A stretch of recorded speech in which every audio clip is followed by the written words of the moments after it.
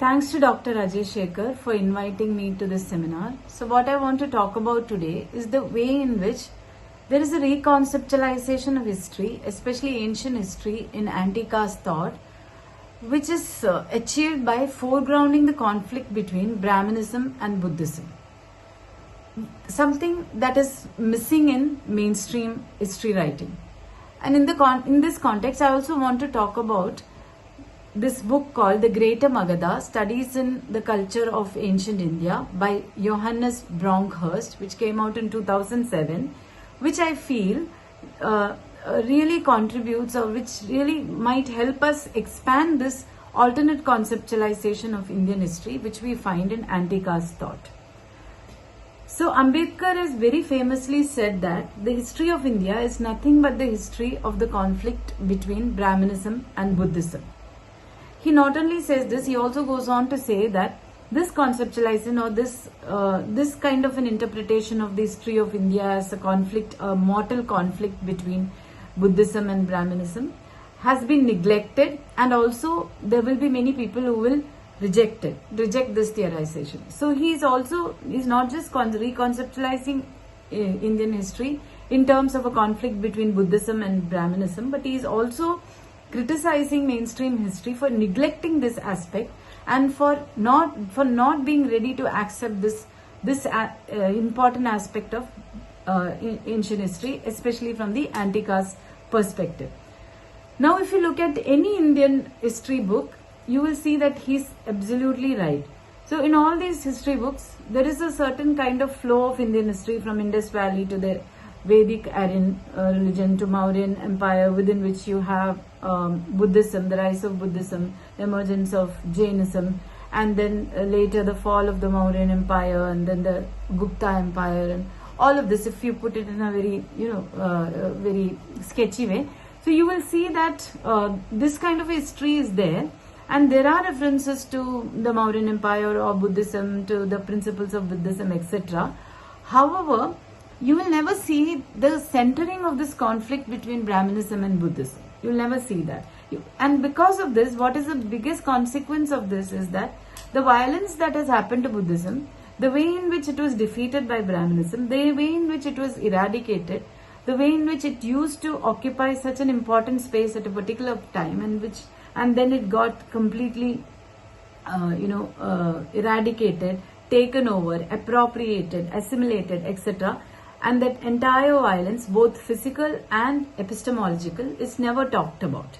So this is exactly what Ambedkar tries to do in this book, Revolution and Counter-Revolution. So he posits Buddhism as a kind of revolution which brought in these new principles of egalitarianism, which spoke against the caste system and which tried to change society towards a more egalitarian society. And he posits Brahmanism as the counter-revolution, which kind of destroys this egalitarian principle, this egalitarian ideology of Buddhism, and puts in place the caste system and all the hierarchies that is connected to it. And he talks about the violence that was done physically in the killing of Buddhist monks. And he also talks about the epistemological violence that you see in works like Manusmriti, which reproduces caste and which reiterates caste and which helps Brahmanism eventually to succeed. You will not see such a kind of history in the mainstream writing of Indian history. For example, if you take, just as an example, if you take this history of ancient India written by Rowena for middle school students, a very small simple presentation, you will see that all the different periods are given, but never ever is this conflict centered, discussed, talked about, and of course the violence is completely left out. However, each and every anti-caste thinker has something to say about Buddhism and the way in which it has, it was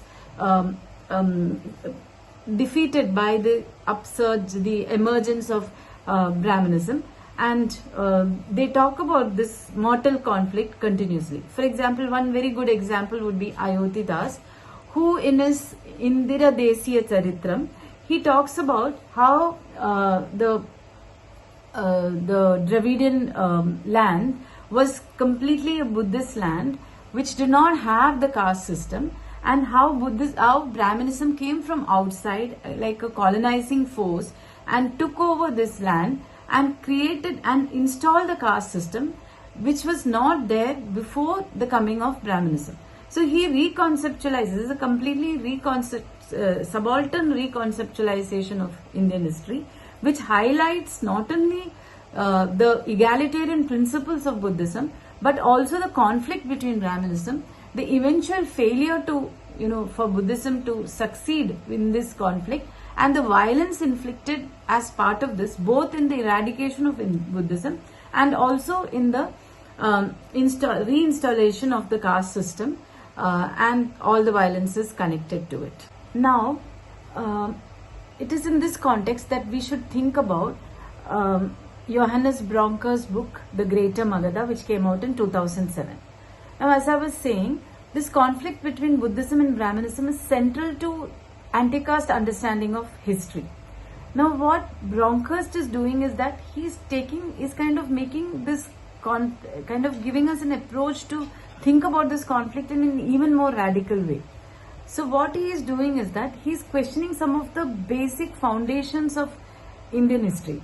So one thing that is very foundational to an understanding of Indian history, very mainstream and very agreed upon even by anti-caste thinkers, is that Vedic Brahmanism came before Buddhism, and secondly that Buddhism rose in an area where Vedic Brahmanism had already flourished.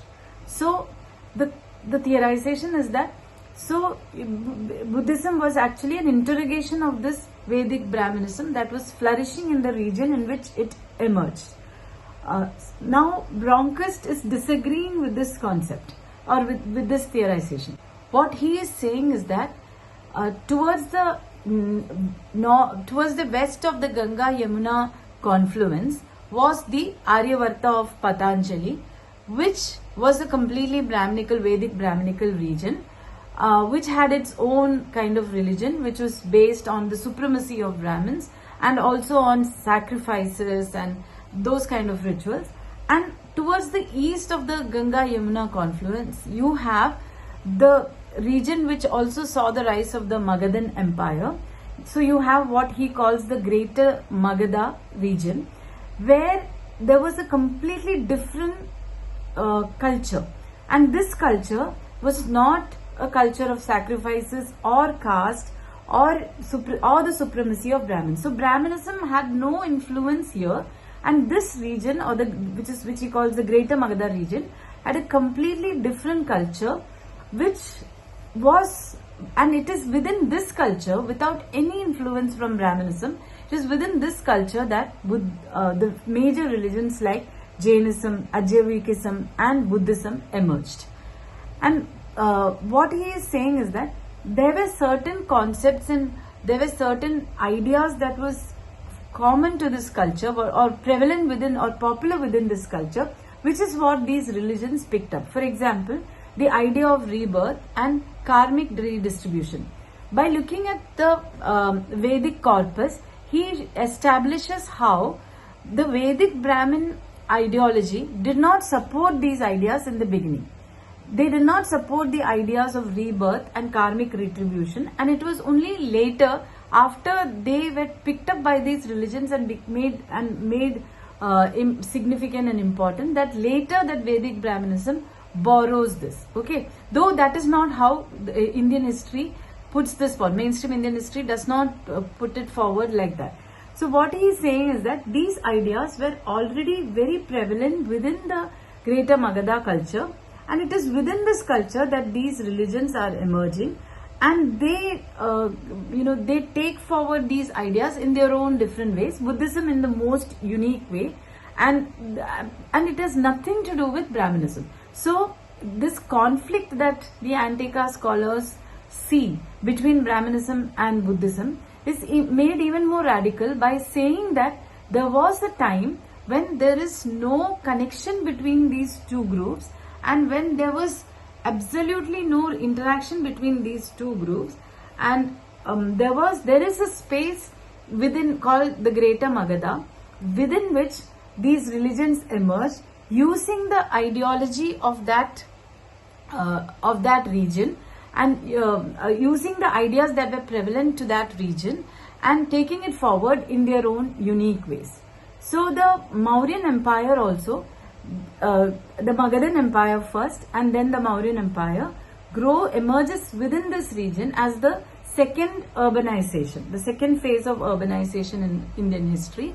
And most of them were not connected to Brahmins. They were connected to either Jainism, both Jainism and Buddhism have their claims over these different kingdoms that come up here, the city-states that come up here.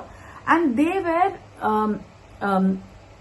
completely out of the influence of Brahminism. So this is what Bronkhorst is saying, and he is saying this by positing this entire idea of Greater Magadha, which is seen as a completely different space. Now, I feel that even Ambedkar, even though he sees Buddhism as a reaction to Brahminism, unlike how Bronkhorst looks at it, even Ambedkar talks about this non-Aryan Naga race, which he says has done greater service to Indian history than the so-called great Vedic Aryans or the Vedic Brahmins. He says that they are the ones who set up the first empires, and it is from Shishunaga that you go on to later the Mauryan Empire and other, the other mighty empires which spread all over the world and which also helped spread Buddhism. So you see a kind of something maybe not similar, but you see that a way in which Ambedkar also talks about a separate non-Aryan race which was in conflict with the Brahminical race. However, in Bronkhorst, this separation is even more complete by kind of completely keeping them separate in two geographical spaces with no connection to each other, and then both of them connecting only later. Okay, so the way in which Bronkhorst takes forward his theory, he writes two more books. One is In the Shadow of Brahminism, and then later How the Brahmins Won. In these books, he traces how Buddhism came under the influence of Brahminism, came under the political power of Brahmin priests, and who started acting as advisors and ministers to Buddhist kings, and slowly got assimilated into Brahminism. The ideas from Buddhism, though in a very different fashion, were taken into the Brahminical literature, and how there was a resurgence of Brahminism later, and how this eventually led to the eradication or the annihilation of Buddhism as a major force in India. So this is how he takes forward his work. This work is important because it kind of helps us to take forward that understanding of the conflict, and maybe think about an alternate space of the Shramanas, an alternate space of the non-Aryans, which had its own culture, which had its own history, which had its own political philosophy, which had its own religious philosophies, which influenced these major religions, which were very important religions, which were part of the empire building process of that period, and which gives us a completely alternate version of history, which is kind of interesting, that we can, an interesting thing to pursue in thinking about Buddhism today and thinking about the history of Buddhism and even the history of India today. So this is what I want to say in this talk. Thank you.